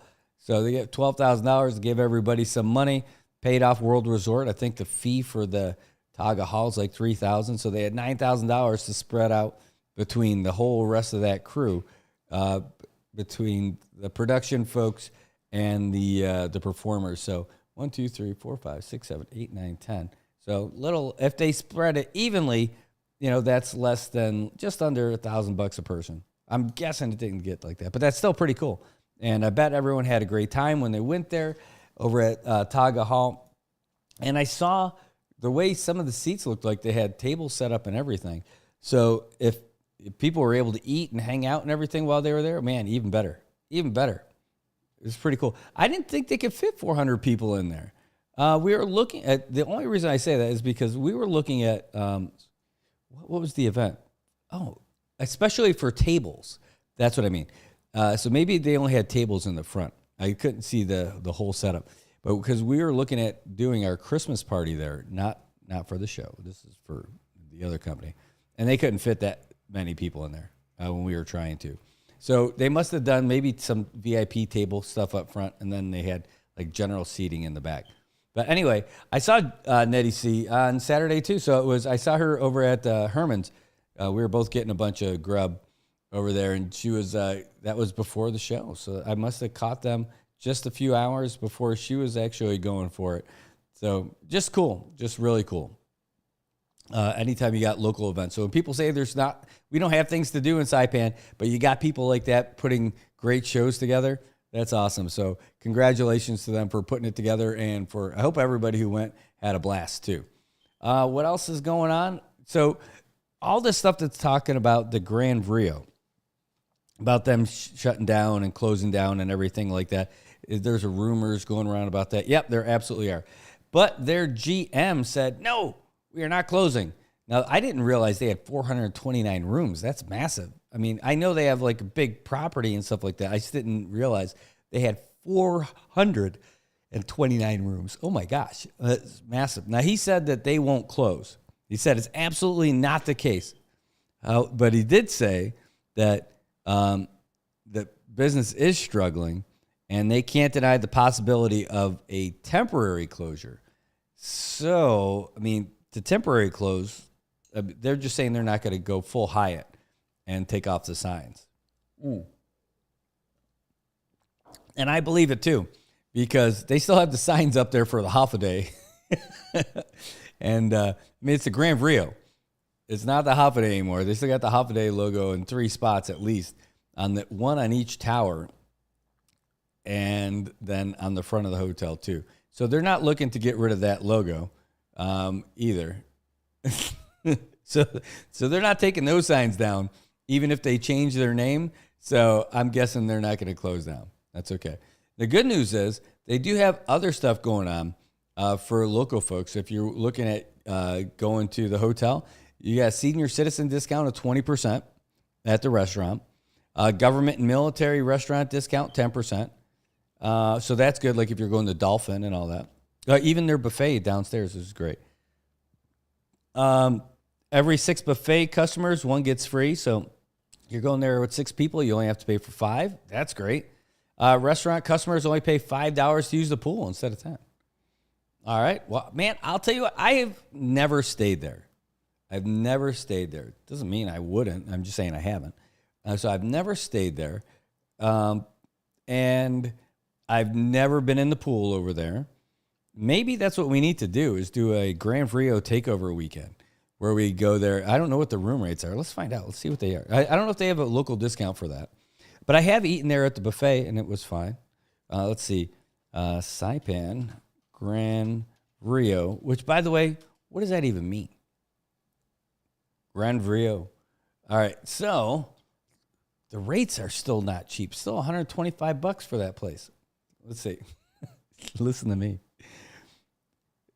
All right, so we're going to go to their hotel website, and then we're going to see what it's on, like booking.com, TripAdvisor. I'm more of a hotel.com guy. Okay, no. Let's see how this matches up against other places. I mean, Crown Plaza, $246. Phew. That's nice, though. I can't bag it. I mean, it is a nice place. All right, so there's hotels.com India. I didn't expect the India page to pop up. All right, so let's take a look at these. It does remind me of something I heard over the weekend. It was like, it's like bad news is I just found out, not feeling all that well. I got a case of Indian COVID, and the chances are that throughout the week it is going to get much worse progressively. I know, it's so stupid. It's so stupid. I thought it was funny, but it's still stupid. All right, so let's see what the rates are for. This is in the Taga Tower. Do they not have the regular rooms? Are all the other rooms closed? Interesting. So Taga Tower, this is your standard room. We're talking about the Grand Rio, what it costs over there to get a room right now. Oh my gosh. A special promotion with complimentary breakfast. Now, keep in mind, the room looks pretty nice from these photos. $184. Oh my gosh. Yikes. The pictures do look phenomenal, though. But that seems a bit much. $184. This is for a room today. If we were to stay there today. Here I was thinking that we're going to get some kind of a discount. Now, the Superior room, which looks an awful lot like the standard room, is $207. And that includes complimentary breakfast. Okay, so that's nice. All right, let's see. That's this Taga Superior. You guys want to see this? Maybe you do. All right, so let's do this. Hold on. Beep. All right, so this is what we're looking at. Here we are. Grand Rio Resort Saipan. Fantastic. All right, so this is it. This is what you're looking at for your standard room. Doesn't look too bad. It looks pretty good. Can I make it big? Can I make that picture bigger? I don't think so. I want to. Sorry. Best I got. All right, so let me try one more thing here real quick. Share. Move me over here so I'm at least looking at the right side. There you go. All right, so that's the Taga standard room. And again, it doesn't look bad, right? Let's cycle through them. See? These look nice, like a nice standard, like a regular hotel room. That's from the balcony looking in. Looks like a nice place. 184 right now. I don't know about 184, right? Now, here's the superior room. This is the upgrade, right? Pretty nice. It looks pretty much the same. Here, let's take a look at that other one. So here's that same room. Like the carpet looks the same. The only difference is the curtains are lighter and the little trim, instead of being blue, is a little lighter. I mean, other than that, it looks the same to me. Doesn't look any different. Photo placement on the wall. Even the smoke detector is in the same spot. The chairs just have a lighter cushion. Maybe you're higher up. I don't know. But that's the difference between 104 and 207. And then they have the Taga Superior, 19th floor. What is that? 19th floor maybe is a little fancier. At least these include breakfast. But this is what you get if you're on the 19th floor. You get those peaked windows, which is pretty cool, right? Let's see.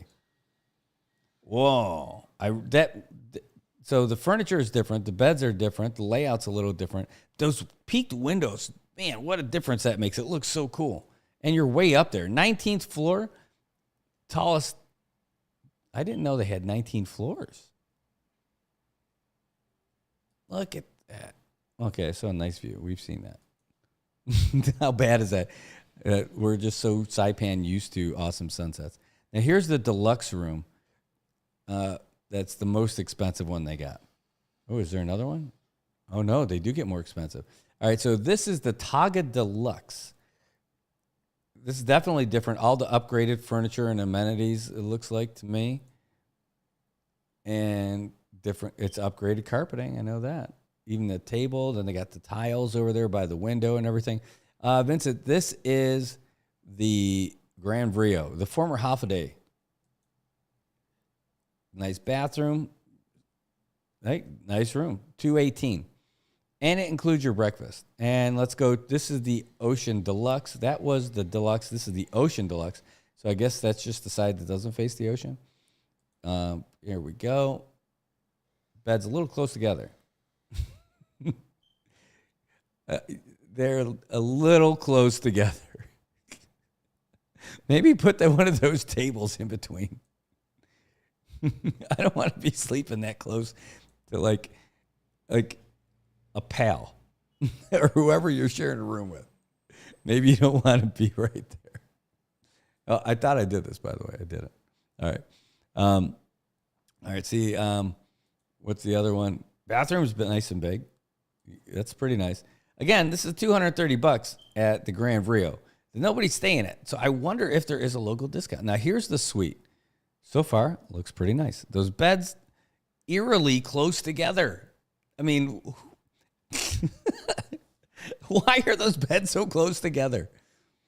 I have never been in a hotel where I'm sleeping that close with my roommate. Granted, I'm talking about like if it's a work trip where you're sharing a room or a family member or just a friend on a trip or something. I'm not talking about special friends. That's different. But I'm talking about like if you're to get in a room, those two beds are so close together. Like, can you give me a little divider? Like just something. Like normally you would put that table in between, right? With the phone and the lamp and the remotes or something. Maybe that's it. Maybe Gran Rio is like Spanish for anything goes. I don't know. So keep going through here. Now, this is where you get to see what the suite is, which is pretty nice. Holy crap. It's a really nice room. I'll tell you what I'm holy crapping about in a second. Again, it's nice. Look at, there's that other room over there. What is that all about? Is that the big opening for a restroom or a kitchenette or something? I don't know what that is way over there. But the photos don't take you over there anymore. That's it. So there's the bedroom, right? And so now you can see the living room's over here. And then the next picture is from that part looking out to the window. Then the next photo is from the window looking back. And so this is where they took the picture from. But what's this whole area over here? That's what I want to know. Is that like a little kitchenette area? Either way, the thing I'm holy crapping about is the price. $977 for the suite. Dude, you get a really nice big old suite over at Kensington for less than half of that. For real. So I guess the hotel's a little bit nicer than we thought. Right? So we just went through, there's their promotional video. And I don't know if they have anything else that's still open.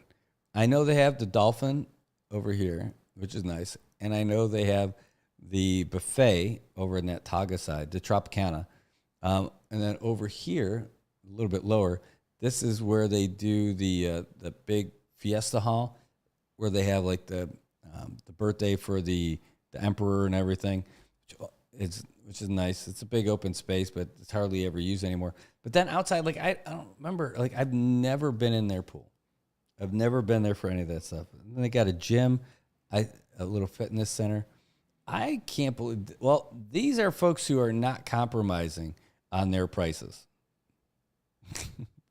Good for them. Good for them, as they should.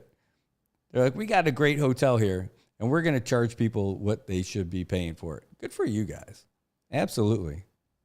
But it is pretty big. It looks like a nice big place.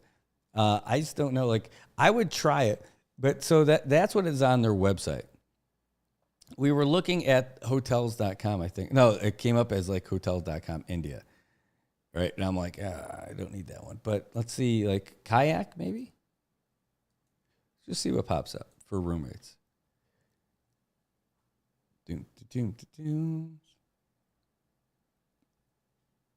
So not bad. Look at their website is way more expensive.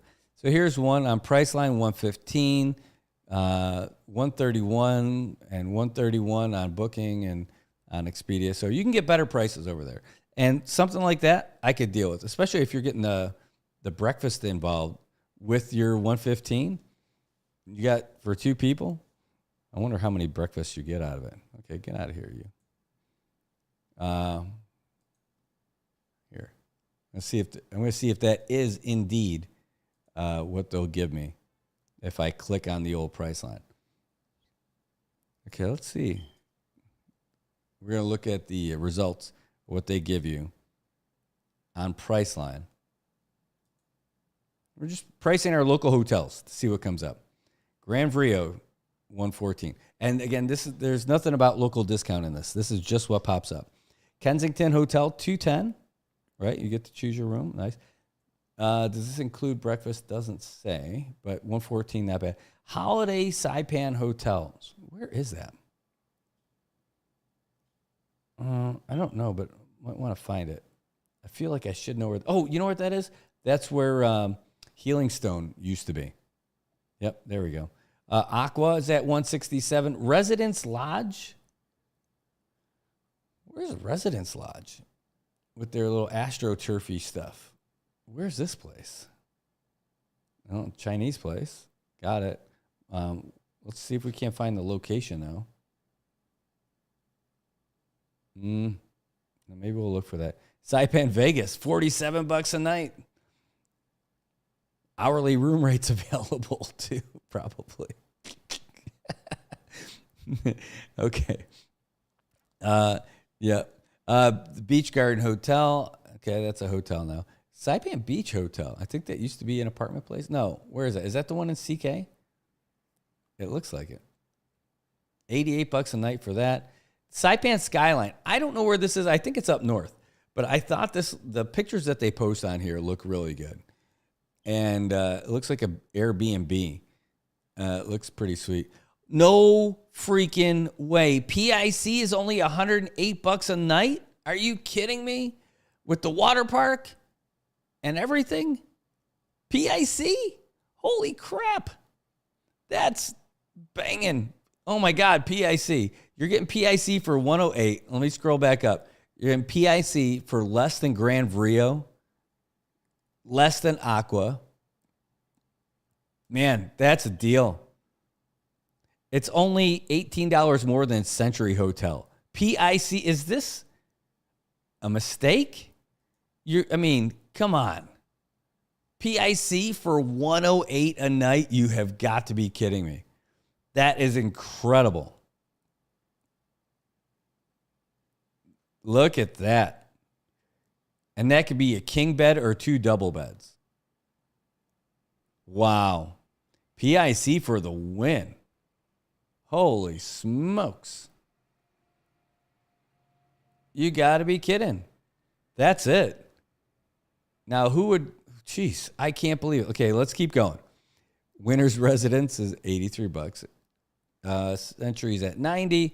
COP is at $103. Or you can get their VIP only discount. I don't know what that's all about. Oh, it's adults only. Wow. What's going on over there at COP? Pineapples on the door.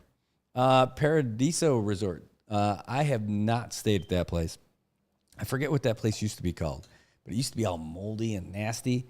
I know that they put all new stuff in it. So, but I'm just talking about what I remember when they were doing it as like apartments and stuff like that. It was awful. Pacific Palm Resort. I know that's the place in Chalanquiza. I've never seen the inside of those places, but $114 a night. PIC is cheaper than that. That's crazy. Yeah, it is free advertising. I know, right? But it's worth taking a look at. I mean, we're talking about our tourism here and what people are getting for it, right? So, why not? I mean, that's it. Let's see. Let's keep going. Aqua, $250 a night. Lau Lau Bay, $412 a night. I thought the place looked nice. Crown at $185. Hotel Americano at $80 a night. It would be worth checking out because I like that building. I think it looks great. I don't know what the rooms look like or anything. Let's see if that little slideshow. I mean, it looks like a regular hotel room or something, but I just like that somebody turned one of those buildings down there into something, and it looks neat. It's a real cool little deal. Sorrenti, $83. Century Hotel right here, $103 per night. For an extra $5, you could stay at PIC. Hanamitsu, they got the hotel and spa. World Resort, $300 a night. Are you kidding me? That's awesome for them. Capitol Hotel, $97. Himawari, $67. What do those rooms look like anyway? I know about the food. I know about the store. The room's just it counts. But having the little store downstairs is probably nice. Saipan Emerald Villa, never heard of it. Where's this? Okay. Don't know it. Still don't know it. Lee's Comfort House. For $1 more than PIC, you could stay at this place called Lee's Comfort House. That looks okay, but no. It's got a massive rating, 9.7. But it looks like a motel outside. Well, maybe it's great. Clearwater. Is this the place across from the college? It certainly looks like it. Maybe not. It's not. I don't recognize all that stuff in the back, but maybe that's it. Summer stay. Never heard of this. Let's take a look at this. I like the ceiling. Oh, I think I know where this place is. Yeah, this is the place. When COVID was happening, we rented that place out. The whole place. I think we paid like $300 or $400. Had like a pool party weekend, and just a whole bunch of friends and fun and all that other stuff. But holy cow! Sorry, PIC, you guys are the deal of the day. in our hotels. $108 to stay at PIC. Let's see if it's still there because it's such a good deal. Did it go away? No, $108. Look at that. $108 per night at PIC with the full water park and everything. Should literally book a room. Take the family out for that this weekend. I'm telling you, that is a smoking deal. Wow. Man, do we have stuff going on this weekend? I mean, it's such a good deal. I'm really thinking about just booking it. Let's see what happens when you do. Anyway, this was the page when I was looking at before. Choose. They got the restaurants. They got all that other stuff. Plus, when you stay there, you end up getting a good deal on all kinds of stuff. Let's take a look. Just to see if there's any hidden fees or anything like that. Okay, big deal. Taxes and fees. So it comes out to $126.42 to stay at the PIC with all that stuff, with the water park and all that. You're going to get your discount on the meals and all that stuff. I'm definitely not from Afghanistan. Here, let's. Do we at least pop up in here? No, we're not on here. So I guess we're just U.S. United States. Anyway, well, that's good to know. If you want to go, and the dates, that's probably it. The dates are not the right dates because it's a Monday to Tuesday next week. Let's go back. Let's see what happens if I change the date.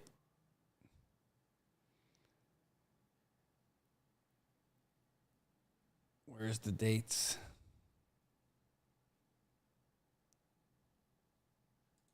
What happens if I change the date to Saturday to Sunday?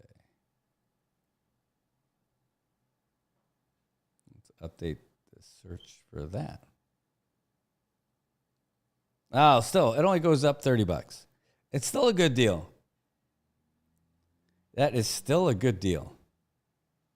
All right. Well, now you know. Now PIC should love me because I gave them all that exposure on there. It's a good deal. I'm telling you. I'm looking at it. It is crazy. That is a very good deal. All right. Well, now you know. Now you know for sure. What did I want to end with? All right. Oh, no. What happened? What? Did that not work? That works. Hello City is not working. Why? What's wrong with Hello City? That was totally my plan. Hold on. I am not going until I figure this bad boy out here. Go to instrumentals. Let's go to...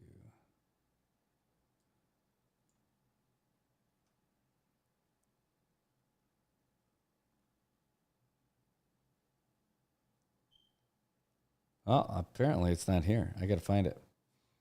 All right. Well, I guess that's what you get.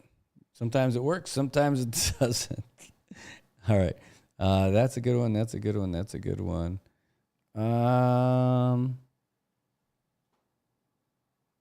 Maybe. Oh, that one too? All right. Here we go. This will work for me. All right. Well, it's 9:06. We hung around a little bit longer because we want to talk about all kinds of different topics. And then we got into the whole pricing thing for all the hotels that we got here and stuff. And now we know for sure. And there's so much stuff to go on about, but that's what we got for today. If we were sticking around till 10 o'clock, I got stuff to talk about till 10 o'clock, guaranteed. But speaking of 10 o'clock, we're going to be up there at the governor's office to do the ESGR proclamation signing, where they're going to recognize the employer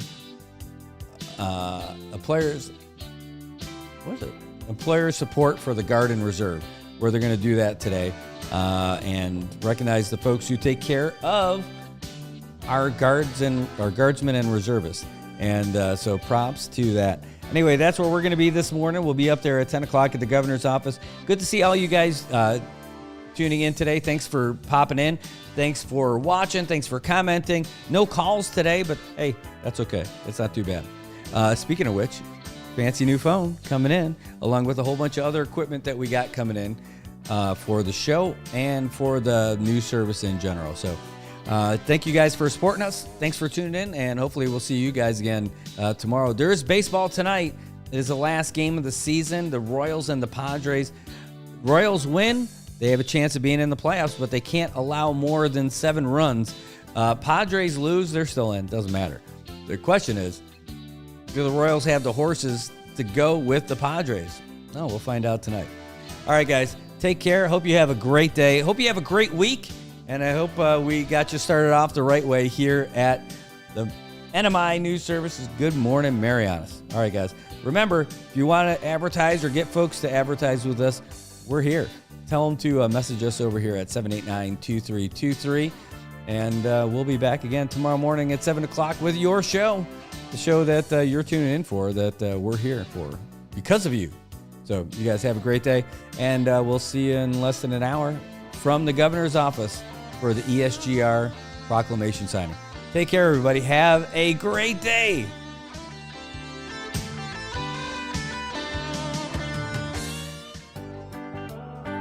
Good morning, Marianas. So many things we got to discuss. Happy day, Tirawamian greetings to Rhoda, Guam, Saipan, and Tinian.